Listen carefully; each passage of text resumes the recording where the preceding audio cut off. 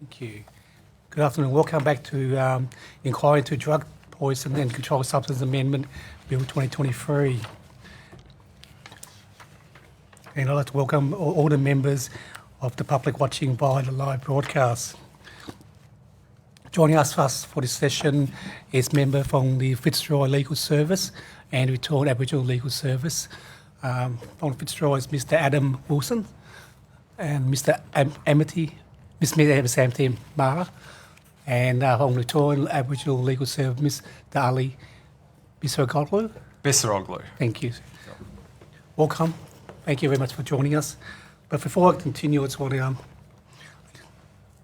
introduce you to our committee, Mr. Chung Lu, Chair, Mr. Michael Leah, Ms. Ali Biali, Ms. Rachel Payne, hello. David Shank, and also Dr. Heath, Renee Heath, is also with us on Zoom.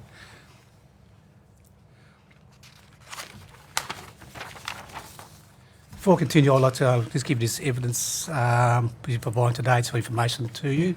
All evidence taken is protected by parliamentary privilege as provided by the Constitution Act 1975 and further subject to the division of the Legislative Council standing orders. Therefore, the information provided during this hearing is protected by law. You're protected against any actions for what you say during this hearing. If you go elsewhere, repeat the same thing, those comments may not be protected by this privilege. Any deliberate false evidence or misleading of the committee may be considered contempt of Parliament. All evidence is being recorded. You'll provide we approve a version of the transcript following the hearing. The transcript will ultimately be made public and posted on the committee website. Just for Hansard record, could you please state your full name and the organisation you're representing today, please? It's Adam Wilson. I'll be representing Fitzroy Legal Service. Thank you, Adam. Amity Mara, representing Fitzroy Legal Service. Thank you. Ali Bisaroglu, representing the Victorian Aboriginal Legal Service. Yep, thank you. Thanks, Ali. Again, welcome all. I understand that you already made your submissions, but I'd like to invite you to have an opening statement before I open up for the committee to ask you a question. So, please.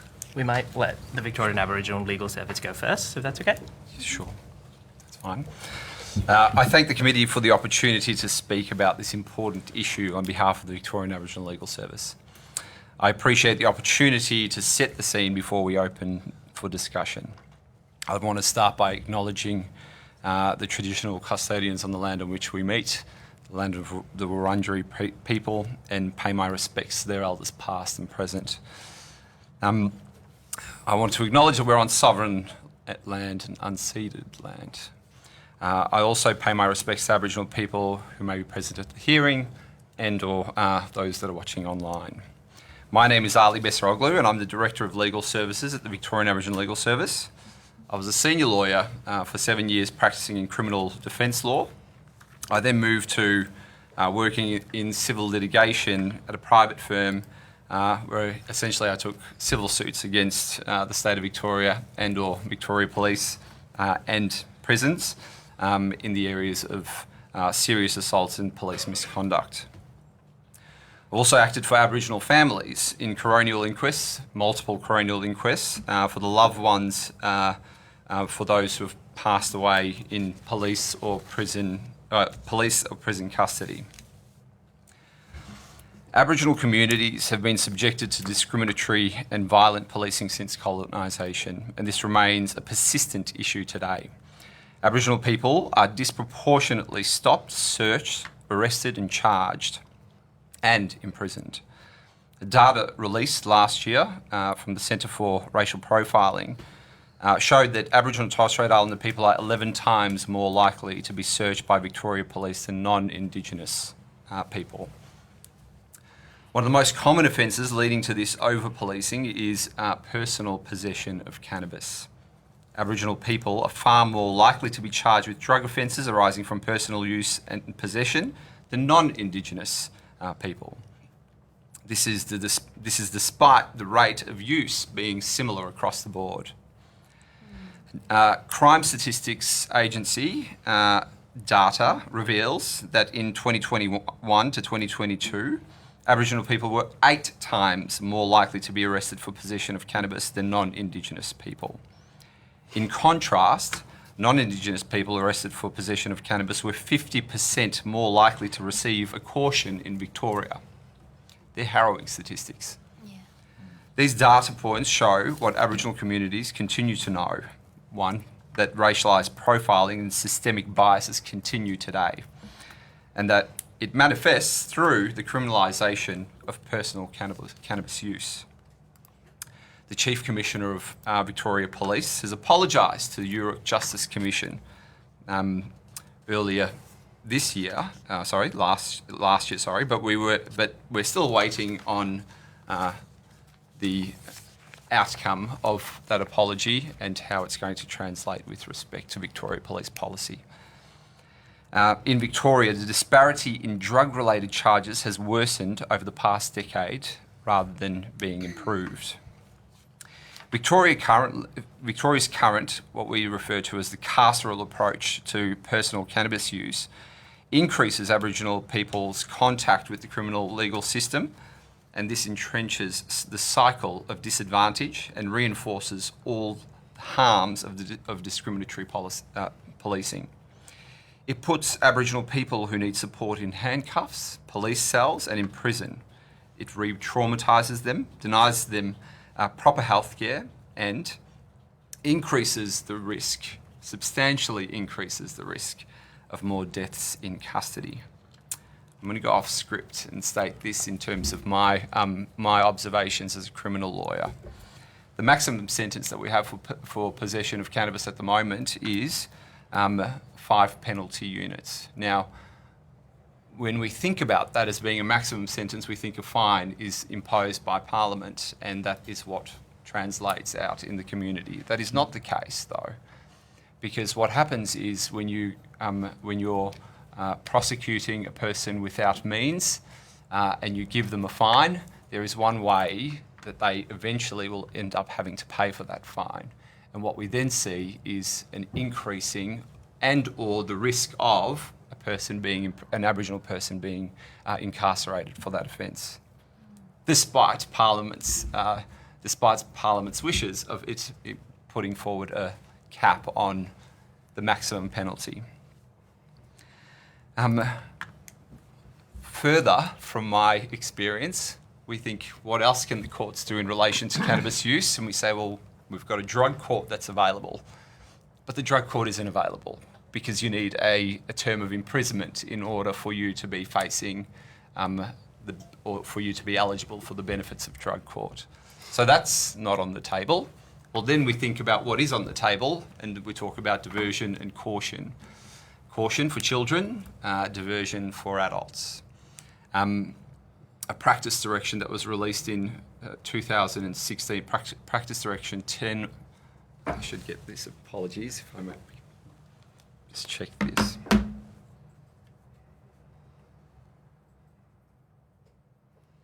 Practice Direction 10 of 2016 provided this.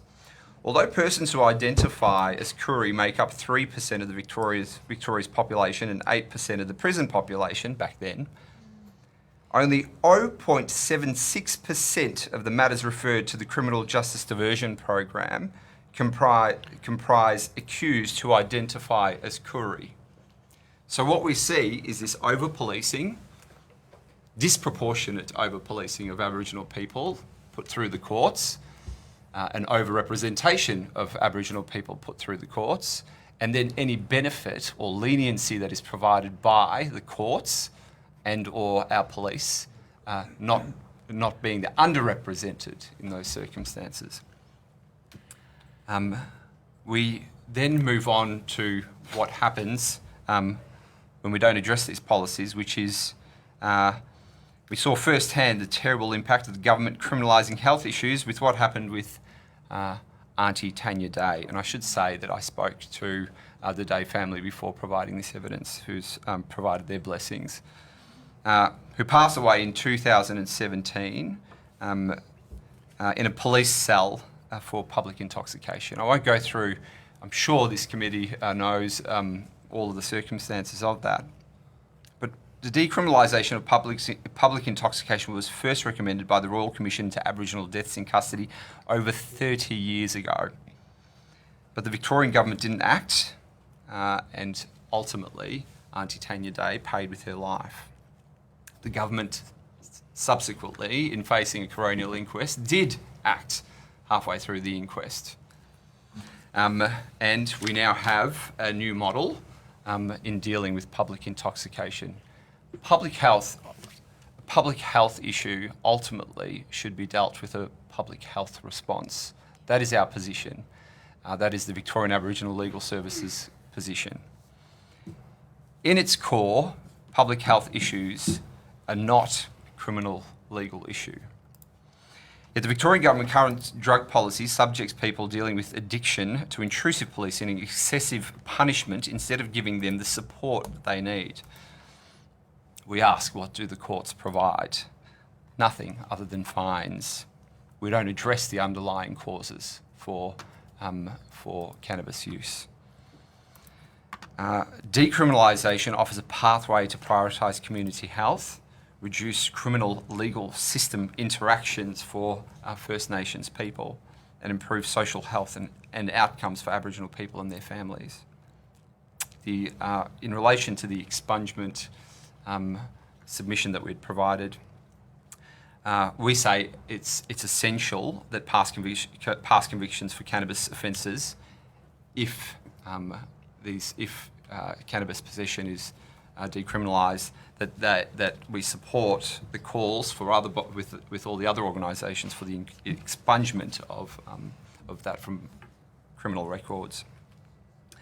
Why is that so? The counter argument is that there's a spent convictions legislation that's in force at the moment, which might claim that some people might claim might be sufficient to be able to address for it not to be revealed, for the past offence not to be revealed. However, spent convictions legislation, we would submit, it doesn't go far enough. Spent convictions legislation doesn't. There's all sorts of exemptions that apply. More importantly, when you're in a courtroom, that past offence remains in your criminal history, which is taken into consideration with further sentencing.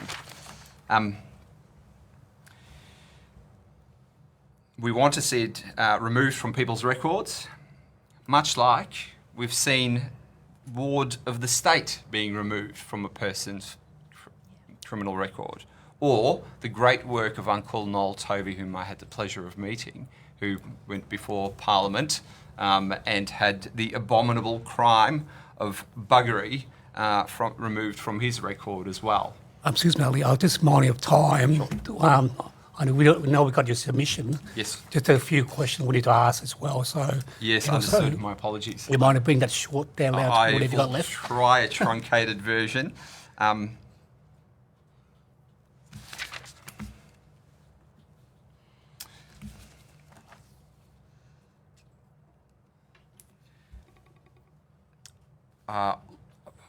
I don't think I'd take it any further than what we've already provided by way of submissions. I just want to reiterate this point, if I may.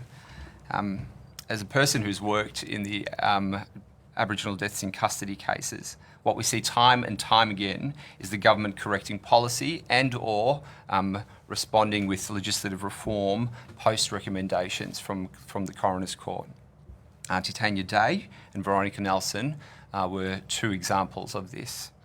But what I want to suggest is this, that essentially if a coroner finds the need to if a coroner makes a recommendation for reform which is then subsequently accepted by Parliament, it means that we as a society and you as a government have failed.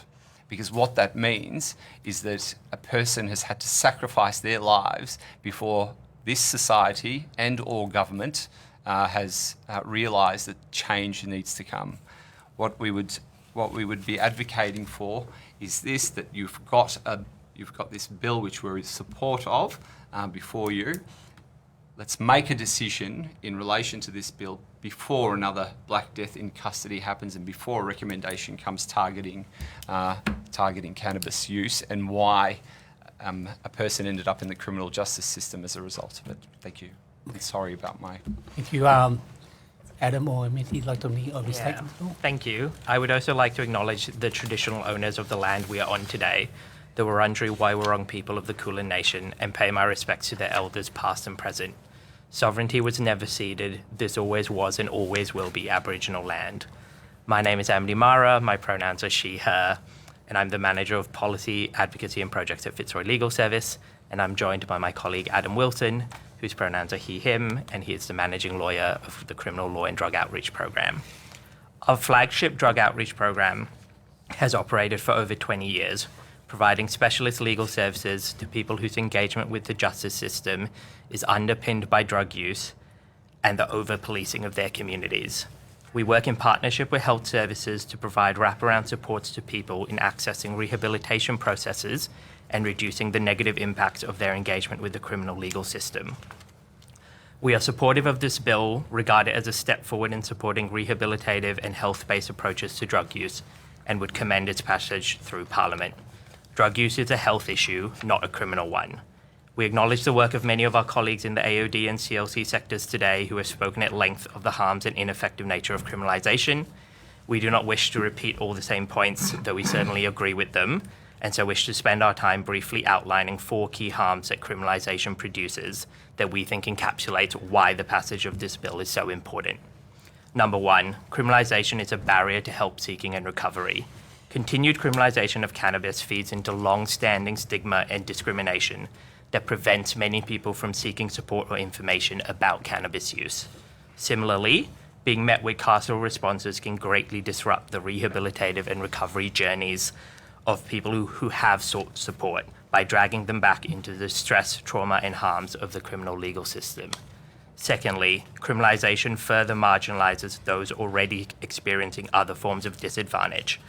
Cannabis use is often a form of self-medication that occurs against a backdrop of overlapping marginalisations, including mental ill health, intergenerational trauma, family violence, economic hardship, and homelessness. Criminalised responses prevent people receiving the support they need to address these underlying issues, and instead inflicts further harm upon the person that makes it harder for them to break these cycles of disadvantage. In our submission, we have included multiple case studies of people with severe mental ill health, intellectual disabilities, or histories of childhood abuse and trauma being met with carceral responses to their cannabis use, instead of the care and support they needed for the underlying issues that are at the very heart of why they chose to use cannabis in the first place. The sad reality is our file management system is filled with hundreds of these cases. Number 3, criminalisation increases risk of homelessness. People can be evicted from public housing for being charged with certain minor cannabis offences. Notably, they do not even need to be convicted, but sometimes being charged is enough to trigger eviction procedures. In the private housing market, people with criminal records for cannabis offences face high levels of discrimination in trying to obtain a rental. As the surrounding housing and homelessness crisis in our communities only gets worse, this problem becomes more and more acute. Fourthly, criminalisation puts victim survivors of family violence at further risk. We often see clients being charged with cannabis possession after police have attended on a family violence call that is meant to help keep our clients safe. Instead, police use the opportunity to charge people for possession of any cannabis they find lying around. At a time when they should be met with help and support, they are met with a criminalised response that ultimately makes it more difficult for them to leave violent situations or get the help they need. The de-identified story of Grace, a pseudonym for one of our clients that is included in our submission, highlights this point perfectly. When attending a family violence call and at a time when the only concern should have been her safety, she was met with an illegal search by police, left sitting handcuffed on her front porch for 2 hours in full view of her neighbours, and then had to endure 18 months of interaction with the criminal legal system until her charges were eventually dropped. Finally, and while commending this bill for passage through Parliament, we would call for it to be amended to provide for the automatic expungement of all past criminal records for conviction of minor cannabis offences. Criminal records can last for up to 10 years before being spent, all while preventing people from accessing many employment and housing opportunities, 2 essential pillars of support required for people to be able to rebuild their lives. The impact of this can be devastating. Without automatic expungement, too many people in the state will remain trapped in cycles of disadvantage and marginalisation, unable to access the supports or opportunities they need to get their lives back on track. Thank you. Yeah, thank you. Just one more time, I'll quickly ask a question, then I'll pass on to the committee because we'll spend a half time just this was statement. I'll quickly listen to Fitzroy Legal Service, your submission. There's a section that you mentioned there's a negative impact of legalisation elsewhere, and you mentioned commercial cannabis market in North America. Could you extend? I think that's actually VALS's submission. Oh, sorry, that's Aboriginal Legal Service. So, yep.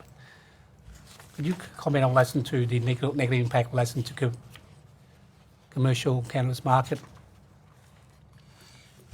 Chair, look, I'm unfortunately not in a position to be able to do so, but I'm happy to take it on notice in terms of reaching out to my policy team and coming quickly, back. in your submission, it states, considering negative impact of legalisation elsewhere, it states repeating mistake in other jurisdictions would only set back reform commercial cannabis market in North America, highlight significant potential pitfall of legalisations. I'm happy to take that on notice if you can expand on that. What were the pitfalls and what can we learn from that area in relation to commercial cannabis market? Yes. Happy to take that on notice. Yes, thank you. I'm happy to, as I said, I'll need to get some direction in relation to what those pitfalls were and what lessons can be learned. Right. I'll just quickly, on a quick question before I pass on to my colleague. You mentioned those couple of coroner's inquest recommendation, specifically coupled these two that you mentioned on your last finalised in your statement. Any of those two that you mentioned were charged with cannabis or other they were charged with other offences? Can you specifically say they were related to cannabis use or possession? Because they said we should listen to the coroner's recommendations. Were those two specifically related to, because we are talking about legalising cannabis in these inquiries, are they specifically related to, were they charged or legal charged with possession or use of cannabis? Yes. Not that I'm aware of in terms of whether or not it was in relation to possession of cannabis. Thank you. That's not to say, though, that there isn't an analogous response that can be provided through what we've stated was in the submissions were that, again, this is so the intoxication, for example, the use of alcohol was a public health issue, which was then subsequently regulated or decriminalised. Which we say is the same thing as what this committee is facing with respect to cannabis use and it being a public health concern. Thank you.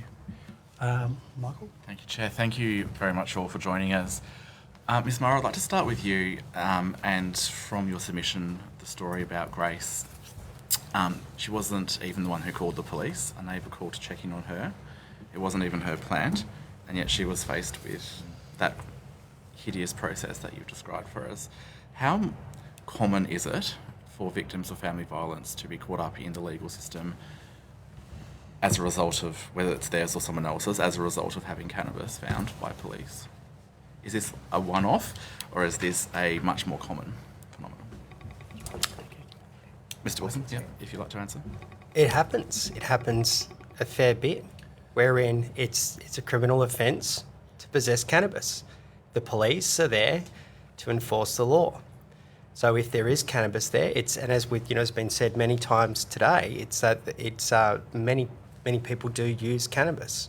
So coming into those doors, and if there is cannabis there, the police have a job, and that job is often to charge the person who they believe has possession of it. And it can be, as far as possession goes, in regards to, I'm not sure if Greg Barnes was here earlier, but I'm not sure if he was talking about possession, but in fact, it being in the house that you are a resident, you can be charged. I won't go into the semantics of it, but that is the reality, and that often happens. Interesting. And just to that point as well, the frequency of that, something obviously to see this happen once is quite concerning, but to see that the case. And I guess what you're saying, if I'm hearing correctly, is that the discovery of cannabis then supersedes any other family violence reason that the police may have visited, and that becomes the priority. Is that correct? Yeah, that is correct. And the only other thing I would add as well, in this case, it wasn't necessarily Grace's cannabis. Yeah. But also what we do know as well from our work with victim survivors is that some victim survivors do use cannabis to help deal with the trauma and stress and pain of living in a violent situation. Yeah. And, it's our firm belief, as I'm sure it's shared by the committee, that should be taken into account and that should be met with care and support rather than handcuffs. Yeah, thank you. And I don't have much time, but happy for you to jump in. Yes, sure. I was just going to say that police officer would not require a warrant, for example. They might enter the house on family violence basis. They were invited inside or if correct. yeah. Well, they don't necessarily need to be invited inside if Yeah. they believe that there is family violence in the house. Yeah.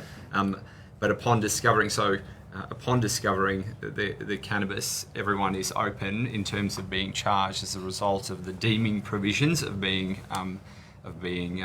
in possession. Yeah. And it also works as a disincentive for people to be calling police, which we know If they're experiencing family violence. Yeah. Yes, correct. Which is not what we want to be encouraging. Yes. Can I don't have a lot of time, I'm sorry, but if I could quickly ask, I might ask you, Mr. Fitzroy, I guess the juncture points at which we often see Indigenous people being treated differently through a process of being charged with cannabis use or possession. What are the key points at which it's an issue that you're seeing those different outcomes that leads to, for example, 0.76% of Indigenous people having diversions despite their larger population? The key points is that it is over-policed, and cannabis is out there in the community and being used. I think initially we said that the number of people using hasn't changed, that's been consistent, but the amount of Aboriginal people that are being charged in relation to this being put before the courts. You may have, for example, police have police diversion, drug diversion up their sleeves in order to be able to provide and or cautioning. But what we found is that when you put the discretion to prosecute and leave that in the hands of police, that it leads to, again, an over-representation of people being processed through the courts. Even with diversion, for example, one of the factors to take into consideration about whether or not a person should be granted diversion is whether or not they have a prior criminal history. So you may have... Including cannabis use, if that's what the yeah, sure. is. But you may have a shop steal offence and then all of a sudden now come to court with cannabis, and then all of a sudden you're not going to have the benefit of the same benefit that would be applied to the rest of the community in terms of being diverted away from the courts. I think what I was trying to highlight is that there is a carceral response. It's punitive and it's about fines.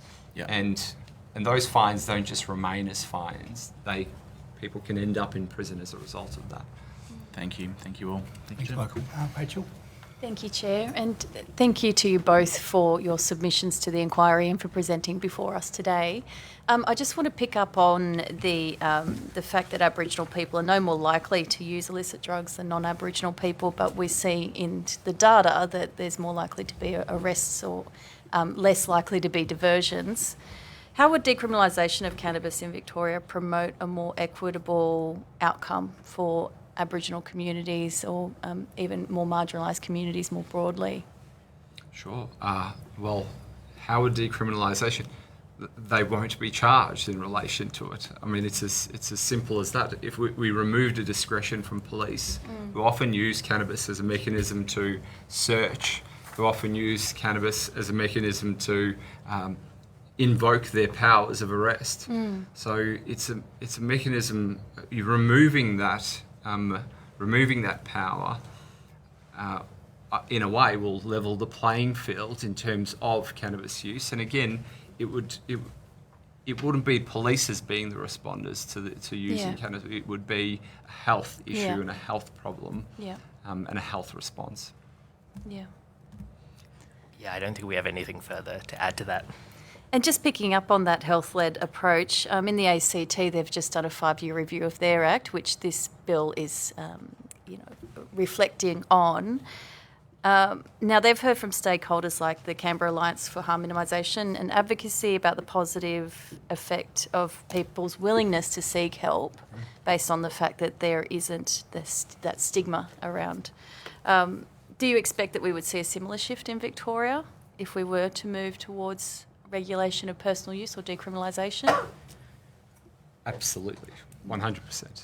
I mean, if you study the findings of Veronica Nelson, you'll see what stigma did to her in terms of her being a drug user and what occurred. Coroner conclusively found that in making the decision to render medical aid to her, that stigma played a part. Yeah. So we know the devastating impact that stigmatisation is having, and removing that, at least for this part, being a small quantity of cannabis, will likely at least aid therapeutic responses and people seeking help. Okay, great. Thank you. Thank you, David. Could I ask a question about infringement notices? So they've obviously been used in other states. And I guess I'd be interested in your response to the effectiveness or the impact of infringement notices and fines, and does that fix it? Is that a good way to solve the problem? No, it's just criminalisation of poor people. The reality of the infringement system and process is that you get a fine if you can't afford to pay it. The fine escalates. What might start up as like a $200 fine by the time you're in court with the sheriffs and the enforcement is, could be $1,000. And if you don't have assets to pay it by, if you don't have savings in your bank account, you are going to prison. Whereas the, rich kid with a, intergenerational wealth is getting that fine and paying it off. And I think shifting this to infringements would only entrench that systemic disadvantage and targeting of communities that are already over-policed.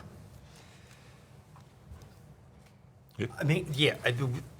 So often we have clients who have $50,000, $100,000 worth of fines that they have no actual chance of ever paying back, and then it's acknowledged that special circumstances will apply, and some of that will be in regards to their drug use. So it's saying that it's the infringement system is better than them going to court and then having that sitting over their head. But it's not the solution, the long-term solution. Infringements ultimately put the discretion to issue at the hands of police. What it also does is remove the burden of a police officer to have to produce a brief in order for a person to go to court.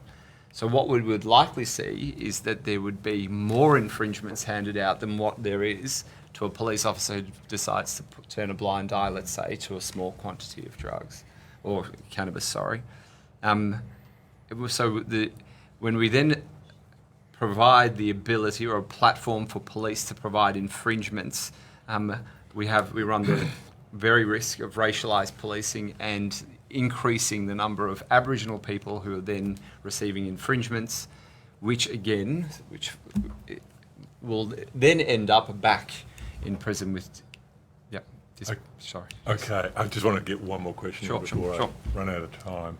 I just want to see if we can get a meeting of the minds between the sort of riveting stories that you've told us in your submissions and here today, and the views of Chief Commissioner Patton.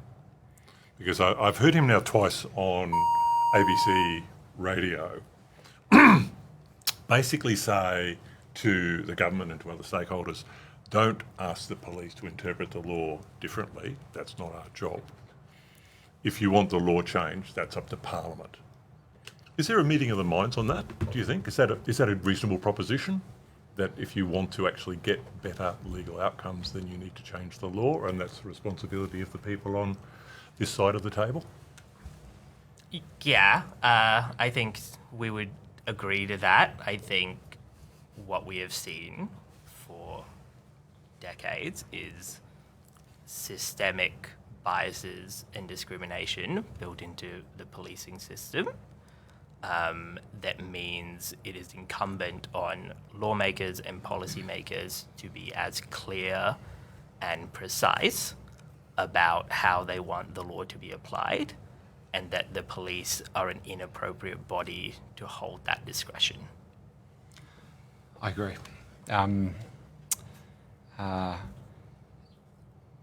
There is huge disparity when it comes to police discretion. So, in a way, the Chief Commissioner's comments somewhat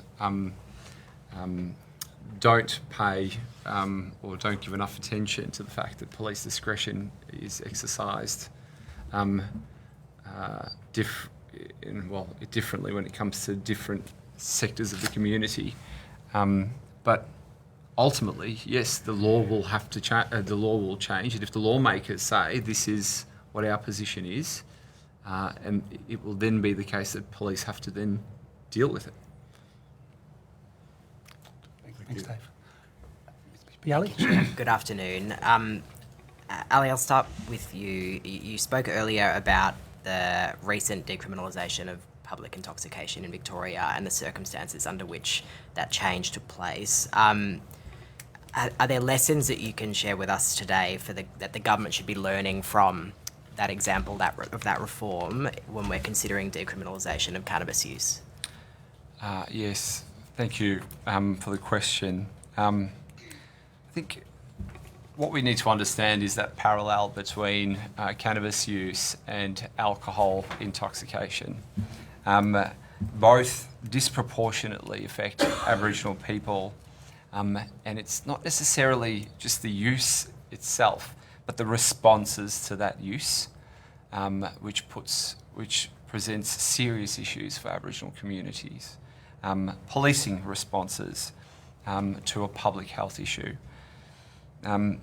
With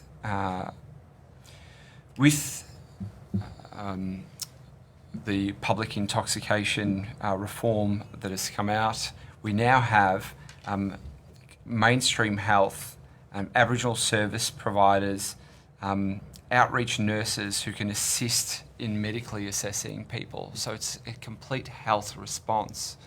And it's a bit too early in terms of being able to say whether or not it is a complete success or what lessons to have been learnt through that system. But all indications are showing that it's positive than the alternative, which was lock people up and put them into a prison cell for 4 hours, give them a ticket to go to court the next day, where a magistrate or in a month's time, either A, infringement, or B, go to court where the magistrate will just prove and dismiss a charge. So we've been able to see the carceral response as opposed to the health response. And undeniably, it's our position to say that the health response works and will work, is what we believe, through cannabis use, so long as there is also a commitment to rehabilitative programs, specifically culturally appropriate rehabilitative programs. So an investment by the government. Thank you. And I might bring in Fitzroy Legal Service as well for this next question. In both submissions, I understand you've raised the automatic expungement as an amendment to this bill as we're considering decriminalisation of cannabis here. Why is it so crucial that we have that as part of this conversation? Yeah, I'll start. Well, it's the social and economic impacts of a conviction. We have a very competitive it's very difficult to get a job, especially for marginalised clients. And it's even more difficult if you have a criminal conviction for possession of cannabis on there. That could be the difference between you and actually getting the job and somebody else who doesn't. That's one to start off with. I'll pass to. Yeah, and the only thing I'd add is that the current spent conviction scheme is not working. Not only is it quite an onerous process, an inaccessible process for people to go through that system, it's obviously 10 years before you can even get your conviction spent, which is a huge barrier on people being able to rebuild their lives, particularly if they're coming out of situations like family violence or if they've had periods of mental ill health. And there are also massive amounts of exceptions to the spent conviction scheme. So even if your conviction is spent, it will turn up in working with children checks that can prevent you getting that, which are now basically standardized for almost any job, requires you to have a working with children check. It will turn up for certain professional accreditation bodies that could prevent you from getting accredited. There's a case study in our submission of a woman who wanted to be an AOD worker and then a child protection worker, and she faced barriers at every turn for those reasons. Completely agree. I'll just add the fact of stigmatisation, labelling oneself. Why Uncle Noel Tovey's response, and if you go through the news and news articles in relation to Uncle Noel Tovey, when he had his criminal record expunged, he's able to say, "I do not have a criminal record." Okay, so and that is very important. It's a recognition that society has moved on. It's anachronistic, it's discriminatory, and it's harsh, and it needs to be removed altogether. I think that's what I think. Thank you. Thanks, Ali. Dr. Heath. Thank you so much. I've just got a question for Ali, who spoke, I think it was you, who said earlier on that an alternative to going down sort of the criminal path that we've been using so far, that we should be addressing the underlying causes of cannabis use. What are those underlying causes and how would we address those? That's a health response, in effect, not a criminal law response, is what I would say. What are the causes for cannabis use? For the specifics, if not just a health response, like what does that actually mean? What does that mean? Well, I mean, with respect, I think that's a great question for a health expert, but not being a health expert, what I can say is that we see all sorts of reasons for why people turn to cannabis use. Routinely, we explain that to the court. So it could be a coping mechanism for a person whose life is going through, who they're going through difficulties. It might be mental health issues. It might be homelessness issues. There are all sorts of reasons for why someone would turn to cannabis use as they would turn to alcohol, for example.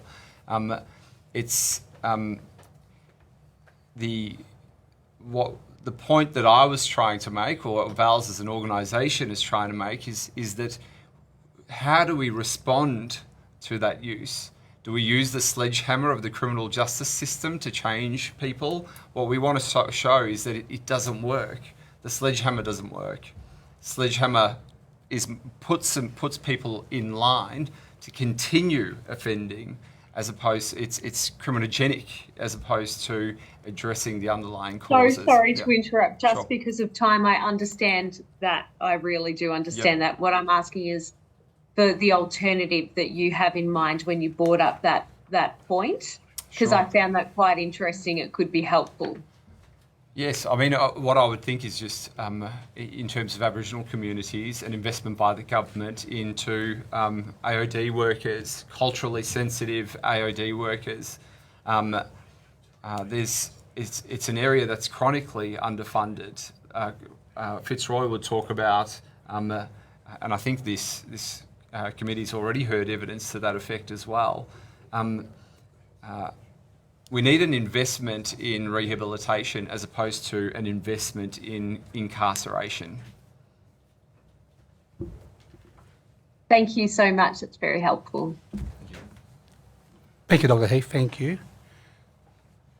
Just mindful of time, so I want to say thank you so much for coming in, Adam, Amity, and Ali. Your contribution and also submission will definitely give us more insight lesson to this aspect, lesson to the legal side of the incarceration aspect as well. So thank you so much. Could I ask a hands up to suspend recording, please?